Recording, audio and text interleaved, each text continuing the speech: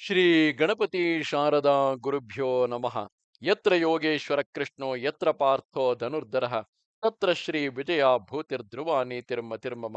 ಶ್ರೋತೃಗಳಿಗೆ ಶ್ರೀ ಅಳಸಿಂಗರಾಚಾರ್ಯ ವಿರಚಿತ ಶ್ರೀ ವ್ಯಾಸ ಮಹರ್ಷಿ ಪ್ರಣೀತ ಶ್ರೀಮನ್ ಮಹಾಭಾರತದ ದ್ರೋಣ ಪರ್ವದಲ್ಲಿ ಭಗದತ್ತನ ಪರಾಕ್ರಮವು ಎಂಬ 26ನೆಯ ಅಧ್ಯಾಯಕ್ಕೆ ಸ್ವಾಗತ.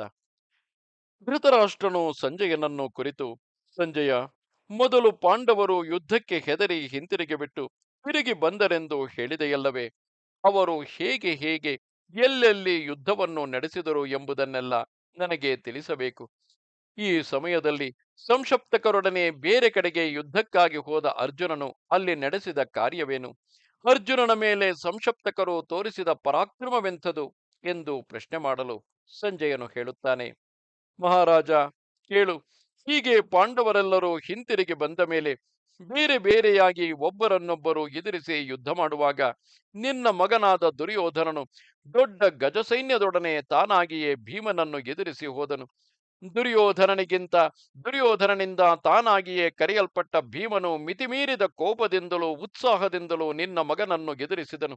ಎರಡು ಮಹಾ ಗಜಗಳು, ಎರಡು ಮಹಾ ವೃಷಭಗಳು ಹೋರಾಡುವಂತೆ ನಿನ್ನ ಮಕ್ಕಳಿಬ್ಬರು ಯುದ್ಧಕ್ಕೆ ಎದುರಾದರು.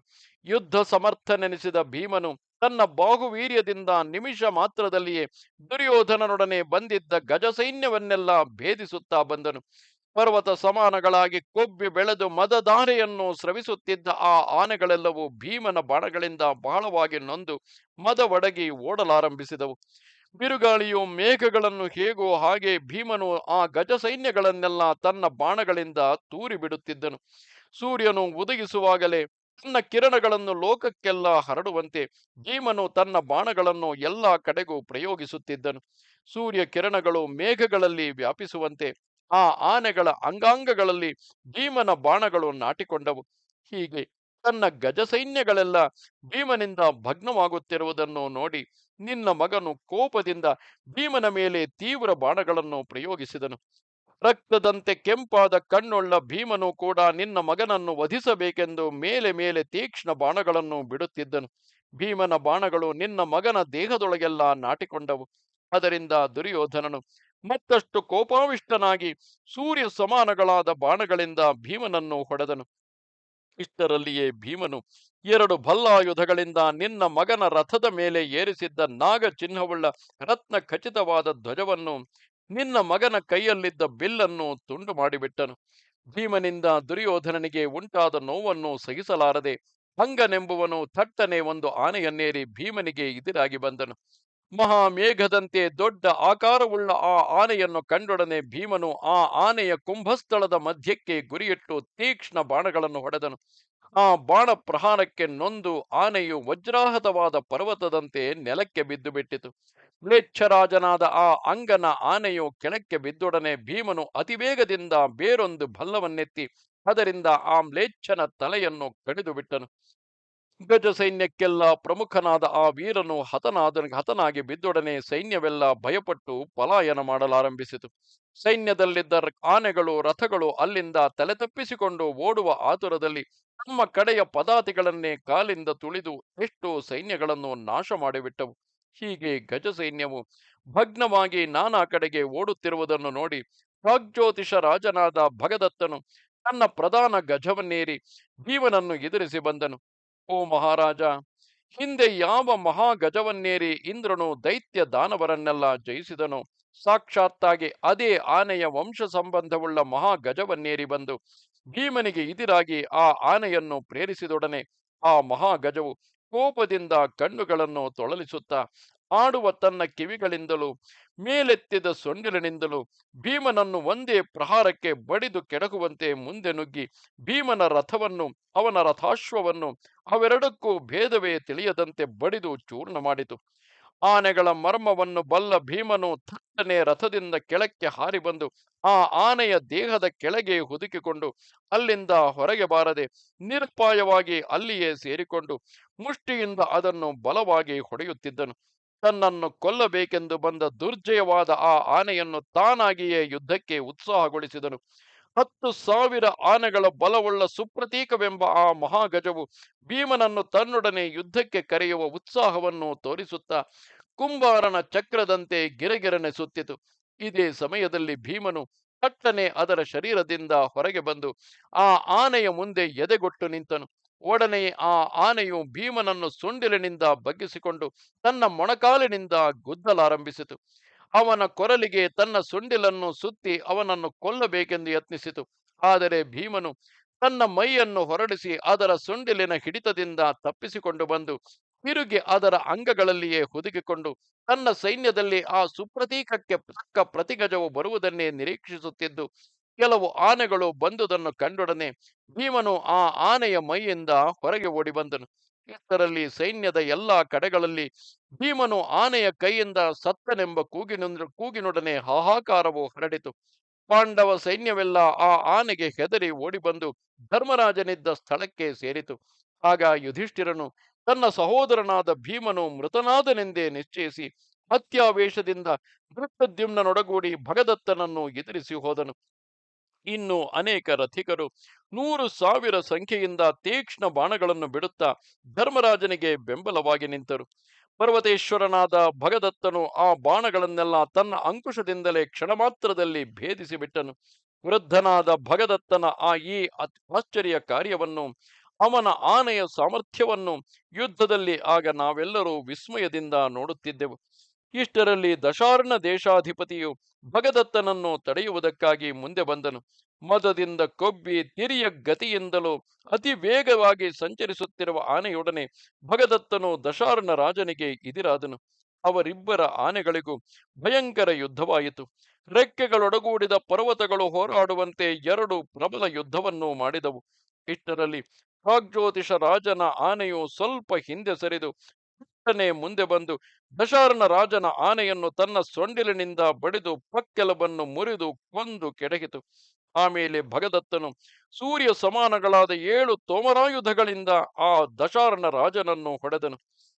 ಈ ಒಂದೇ ಪ್ರಹಾರದಿಂದ ಆನೆಯ ಮೇಲಿದ್ದ ಆ ದಶಾರ್ಣ ರಾಜನು ಕೂಡ ಕೆಳಕ್ಕೆ ಬಿದ್ದನು. ಇಷ್ಟರಲ್ಲಿ ಯುಧಿಷ್ಠಿರನು ಭಗದತ್ತನನ್ನು ತಡೆಯುವುದಕ್ಕಾಗಿ ದೊಡ್ಡ ಸೈನ್ಯದೊಡನೆ ಅವನನ್ನು ಮುತ್ತಿಕೊಂಡನು. ಹೀಗೆ ತನ್ನನ್ನು ಸುತ್ತಿ ಮುತ್ತಿದ ಅನೇಕ ರಥಿಕರೊಡನೆ ಗಜಾರೂಢನಾಗಿದ್ದ ಭಗದತ್ತನು ಪರ್ವತದ ಮೇಲೆ ದಟ್ಟವಾಗಿ ಬೆಳೆದ ತೋಪುಗಳ ನಡುವೆ ಜ್ವಲಿಸುವ ಬೆಂಕಿಯಂತೆ ಕಾಣಿಸುತ್ತಿದ್ದನು. ಸುತ್ತಲೂ ಪಾಂಡವರ ಕಡೆಯ ರಥಿಕರು ಬಾಣಗಳಿಂದ ಹೊಡೆಯುತ್ತಿದ್ದಾಗ ಭಗದತ್ತನ ಆನೆಯು ಆ ರಥಿಕರ ನಡುವೆ ಮಂಡಲ ಗತಿಯಿಂದ ವೇಗವಾಗಿ ಸುತ್ತುತ್ತಿದ್ದಿತು. ಆಮೇಲೆ ಭಗದತ್ತನು ತನ್ನ ಆನೆಯನ್ನು ಸಾತ್ವಿಕೆಯ ರಥವಿದ್ದ ಕಡೆಗೆ ಪ್ರೇರಿಸಿದನು. ಸಾತ್ವತ ಶ್ರೇಷ್ಠನಾದ ಆ ಯುಯುಧಾನನು ಸರ್ಪದಂತೆ ತೀವ್ರವಾದ 5 ಬಾಣಗಳಿಂದ ಆ ಆನೆಯನ್ನು ಹೊಡೆಯಲು ಭಗದತ್ತನ ಆನೆಯು ಅವನ ರಥವನ್ನೇ ತನ್ನ ಸೊಂಡಿಲಿನಿಂದ ಸುತ್ತಿ ಮೇಲಕ್ಕೆತ್ತಿ ಬಿಸುಟಿತು. ಒಡನೆಯೇ ಸಾತ್ವಿಕೆಯು ರಣರಂಗದಿಂದ ವಿಮುಖನಾದನು. ಇಷ್ಟರಲ್ಲಿ ಸಾರಥಿಯು ತಿರುಗಿ ರಥವನ್ನೇರಿ ಸಿಂಧು ದೇಶ ಜನ್ಯಗಳಾದ ಆ ಉತ್ತಮಾಶ್ವಗಳನ್ನು ಕಟ್ಟಿ ಸಾತ್ವಿಕೆಯನ್ನು ಸಮಾಧಾನಗೊಳಿಸಿದನು. ಆಗ ಭಗದತ್ತನ ಆನೆಯಾದರೂ ತನಗೆ ಅದೇ ತಕ್ಕ ಅವಕಾಶವೆಂದು ತಿಳಿದು ಅತಿ ವೇಗದಿಂದ ಆ ರಥಿಕರ ಮುತ್ತಿಗೆಯಿಂದ ತಪ್ಪಿಸಿಕೊಂಡು ಹೊರಗೆ ಬಂದು ಅಲ್ಲಲ್ಲಿ ಸಿಕ್ಕಿದ ರಾಜರನ್ನೆಲ್ಲ ನಾನಾ ಕಡೆಗಳಿಂದ ಹೊಡೆದು ಚದರಿಸಿತು. ಅನೇಕರನ್ನು ಸೊಂಡಿಲಿನಿಂದ ಹಿಡಿದು ದೂರಕ್ಕೆಸೆಯುತ್ತಿದ್ದಿತು. ಆ ಆನೆಯ ವೇಗಕ್ಕೆ ಪಾಂಡವ ಸೈನ್ಯದ ರಾಜರೆಲ್ಲರೂ ಹೆದರಿದರು. ಆ ಒಂದೇ ಆನೆಯು ಅವರ ಕಣ್ಣಿಗೆ 100 ಆನೆಗಳಂತೆ ಕಾಣಿಸಿತು. ಐರಾವತವನ್ನೇರಿ ದೇವೇಂದ್ರನು ದಾನವರನ್ನು ಯುದ್ಧಕ್ಕೆ ಕರೆಯುವಂತೆ ಆ ಆನೆಯ ಮೇಲೆ ಕುಳಿತು ಭಗದತ್ತನು ರಥಿಕರನ್ನೆಲ್ಲ ಯುದ್ಧಕ್ಕೆ ಕರೆಯುತ್ತಿದ್ದನು. ಆ ಆನೆಗೆ ಹೆದರಿ ಓಡುತ್ತಿದ್ದ ಪಾಂಚಾಲ ವೀರರ ಮತ್ತು ಅವರ ಗಜ ತುರಗ ಸೈನ್ಯಗಳ ಕೂಗು ಭಯಂಕರವಾಗಿ ಕೇಳಿಸುತ್ತಿದ್ದಿತು. ಭಗದತ್ತನು ಜಯದ ಹೆಮ್ಮೆಯಿಂದ ಒಬ್ಬೊಬ್ಬರನ್ನು ಯುದ್ಧಕ್ಕಾಗಿ ಕರೆಯುತ್ತಿದ್ದನು. ಭೀಮನಿಗೆ ಅದು ದುಸ್ಸಹವಾಯಿತು. ಭೀಮನು ತಿರುಗಿ ಬಂದುದನ್ನು ನೋಡಿ ಭಗದತ್ತನ ಆನೆಯು ತನ್ನ ಸೊಂಡಿಲಿನಿಂದ ನೀರನ್ನು ತುಂಬಿ ತಂದು ಆ ಭೀಮನ ರಥಾಶ್ವಗಳ ಮೇಲೆ ಚೆಲ್ಲಿತು. ಕುದುರೆಗಳು ಹೆದರಿ ಭೀಮನು ಕುಳಿತಿದ್ದ ರಥವನ್ನು ಬೇರೆ ಕಡೆಗೆ ಸೆಳೆದುಕೊಂಡು ಓಡಿ ಹೋದವು. ಇಷ್ಟರಲ್ಲಿ ಕೃತಿಯ ಮಗನು ಕಾಲಾಂತಕ ಸಮಾನನೂ ಆದ ರುಚಿಪರ್ವನೆಂಬ ರಾಜನು ರಥಾರೂಢನಾಗಿ ಪ್ರಬಲ ಬಾಣಗಳನ್ನು ಪ್ರಯೋಗಿಸುತ್ತಾ ಭಗದತ್ತನನ್ನು ಎದುರಿಸಿ ಬಂದನು. ಇದನ್ನು ನೋಡಿ ಪರ್ವತಾಧಿಪತಿಯಾದ ಸುಪರ್ವನೆಂಬುವನು ಆ ರುಚಿಪರ್ವನನ್ನು ತನ್ನ ಬಾಣಗಳಿಂದ ತಡೆದು ಕ್ಷಣ ಮಾತ್ರದಲ್ಲಿ ಯಮಪುರಿಗೆ ಕಳುಹಿಸಿಬಿಟ್ಟನು. ಅವನು ಬಿದ್ದುದನ್ನು ಕಂಡೊಡನೆ ಅಭಿಮನ್ಯುವು, ದ್ರೌಪದಿಯ ಮಗನಾದ ಪ್ರತಿವಿಂಧ್ಯನು, ಚೇಕಿತಾನನು, ದೃಷ್ಟಕೇತುವು, ಯುಯುತ್ಸುವು ಒಂದಾಗಿ ಸೇರಿ ಬಂದು ಭಗದತ್ತನ ಆನೆಯನ್ನು ಬಾಣಗಳಿಂದ ಹೊಡೆಯುತ್ತಿದ್ದರು. ಪರ್ವತದ ಮೇಲೆ ಮೇಘಗಳು ಮಳೆಯನ್ನು ಕರೆಯುವಂತೆ ಎಲ್ಲರೂ ಒಂದಾಗಿ ಆನೆಯ ಮೇಲೆ ಬಾಣವರ್ಷವನ್ನು ಸುರಿದು ಸಿಂಹನಾದ ಮಾಡಿದರು. ಇಷ್ಟರಲ್ಲಿಯೇ ಧೀರನಾದ ಭಗದತ್ತನು ತನ್ನ ಹಿಮ್ಮಡಿಗಳಿಂದಲೂ ಹೆಬ್ಬೆರಳುಗಳಿಂದಲೂ ಅಂಕುಶಗಳಿಂದಲೂ ಆನೆಯನ್ನು ಪ್ರೇರಿಸಿ ವೇಗದಿಂದ ಮುಂದೆ ಬಿಡಲು ಆ ಆನೆಯು ನಟ್ಟ ಕಣ್ಣು ಕಿವಿಗಳೊಡನೆ ಸುಂಡಿಲನ್ನು ನೀಡಿಕೊಂಡು ವೇಗದಿಂದ ಓಡಿಬಂದು ಯುಯುತ್ಸುವಿನ ರಥಾಶ್ವಗಳನ್ನು ಕಾಲಿಂದ ಮೆಟ್ಟಿ ರಥದ ಮೇಲಿದ್ದ ಸಾರಥಿಯನ್ನು ಬಲವಾಗಿ ಅಪ್ಪಳಿಸಿತು. ಯುಯುತ್ಸುವು ಥಟ್ಟನೆ ರಥದಿಂದ ಕೆಳಕ್ಕೆ ಹಾರಿಬಿಟ್ಟನು. ಆಗ ಅನೇಕ ಪಾಂಡವ ಯೋಧರು ನಾನಾ ಕಡೆಗಳಿಂದ ಆ ಆನೆಯ ಮೇಲೆ ಬಾಣಗಳನ್ನು ಬಿಡುತ್ತಾ ಸಿಂಹನಾದಗಳನ್ನು ಮಾಡಿದರು. ಈ ಸಮಯದಲ್ಲಿ ನಿನ್ನ ಮಗನು ಗಜಾರೂಢನಾಗಿ ಅಭಿಮನ್ಯುವಿನ ರಥವನ್ನು ಎದುರಿಸುವುದಕ್ಕಾಗಿ ಹೊರಟು ಸೂರ್ಯನು ಲೋಕಕ್ಕೆ ಕಿರಣಗಳನ್ನು ಹರಡುವಂತೆ ಶತ್ರುಗಳ ಮೇಲೆ ಬಾಣಗಳನ್ನು ಬಿಡುತ್ತಾ ಬಂದನು. ಆಗ ಪಾಂಡವ ಪಕ್ಷದ ಅನೇಕ ವೀರರು ಒಂದಾಗಿ ಸೇರಿ ಬಂದು ನಿನ್ನ ಮಗನನ್ನು ಎದುರಿಸಿದರು. ಅಭಿಮನ್ಯುವು 12 ಬಾಣಗಳಿಂದಲೂ, ದ್ರೌಪದಿಯ ಮಕ್ಕಳಾದ ಉಪಪಾಂಡವರು 3 ಬಾಣಗಳಿಂದಲೂ ನಿನ್ನ ಮಗನನ್ನು ಹೊಡೆದರು. ದೃಷ್ಟಕೇತುವು 3 ಬಾಣಗಳನ್ನು ಬಿಟ್ಟನು. ಚೇಕಿತಾನನು 64 ಬಾಣಗಳನ್ನು ಪ್ರಯೋಗಿಸಿದನು. ಹೀಗೆ ಇವರು ಬಾಣಗಳನ್ನು ಬಿಡುತ್ತಿದ್ದಷ್ಟು ಭಗದತ್ತನು ಅದಕ್ಕೆ ಮೇಲೆ ಇನ್ನೂ ಅಧಿಕ ಬಾಣಗಳನ್ನು ಪ್ರಯೋಗಿಸುತ್ತಾ ಒಬ್ಬೊಬ್ಬರನ್ನು 3 ಬಾಣಗಳಿಂದ ಪ್ರಹರಿಸಿದನು. ಪಾಂಡವರ ಕಡೆಯ ಯೋಧರ ಬಾಣಗಳು ಆ ಆನೆಯ ಅಂಗಾಂಗಗಳೊಳಗೆಲ್ಲ ನಾಟಿಕೊಳ್ಳಲು ಅದು ಸೂರ್ಯ ರಶ್ಮಿಗಳಿಂದ ಪೋಣಿಸಲ್ಪಟ್ಟ ಮಹಾಮೇಘದಂತೆ ಕಾಣಿಸಿತು. ಶತ್ರು ಬಾಣಗಳಿಂದ ಬಹಳವಾಗಿ ನೊಂದಿದ್ದರೂ ಆ ಆನೆಯು ತನ್ನ ಮೇಲಿದ್ದ ಯೋಧನ ಪ್ರಯತ್ನದಿಂದಲೂ ಚಾತುರ್ಯದಿಂದಲೂ ಪ್ರೇರಿಸಲ್ಪಟ್ಟು ಮುಂದೆ ನುಗ್ಗಿ ಎಡಬಲ ಪಕ್ಕಗಳಿಂದ ಆ ಶತ್ರುಗಳನ್ನು ಬಡಿದೋಡಿಸುತ್ತಾ ಬಂದಿತು. ಕಾಡಿನಲ್ಲಿ ಗೋಪಾಲಕನು ದಂಡದಿಂದ ಆನೆಗಳ ಮಂದೆಯನ್ನು ಅಟ್ಟುವಂತೆ ಭಗದತ್ತನು ಶತ್ರು ಸೈನ್ಯವನ್ನು ಅಟ್ಟುತ್ತಾ ಬಂದನು. ಬಿಡುಗನ ಕೊಲೆಗೆ ಸಿಕ್ಕಿದ ಕಾಗೆಗಳ ಕೂಗಿನಂತೆ ಭಯದಿಂದ ಓಡುತ್ತಿದ್ದ ಪಾಂಡವ ಯೋಧರ ದೀನ ಧ್ವನಿಯು ಮೇಲೆ ಮೇಲೆ ಪ್ರಬಲವಾಯಿತು. ಆ ಆನೆಯು ಮಾವಟಿಗನ ಅಂಕುಶದಿಂದ ತಿವಿಯಲ್ಪಟ್ಟು ರೆಕ್ಕೆಯೊಡಗೂಡಿದ ಪರ್ವತದಂತೆ ಶತ್ರು ಸೈನ್ಯದಲ್ಲಿ ವೇಗದಿಂದ ಓಡುತ್ತಾ ಬಿರುಗಾಳಿಯಿಂದ ಕಲಗಿದ ಸಮುದ್ರವು ಹಡಗಿನ ವ್ಯಾಪಾರಿಗಳಿಗೆ ಹೇಗೋ ಹಾಗೆ ಪಾಂಡವ ಸೈನ್ಯಕ್ಕೆ ಮಹಾಭಯವನ್ನು ಉಂಟುಮಾಡಿತು. ಪಾಂಡವ ಪಕ್ಷದ ಚತುರಂಗ ಸೈನ್ಯವು ಮಹಾಭಯದಿಂದ ಕೂಗುತ್ತಾ ಓಡುವಾಗ ಅವರ ಭಯಂಕರ ಧ್ವನಿಯು ಭೂಮ್ಯಾಕಾಶ ದಿಕ್ಕು ವಿದಿಕ್ಕುಗಳನ್ನೆಲ್ಲ ವ್ಯಾಪಿಸಿತು.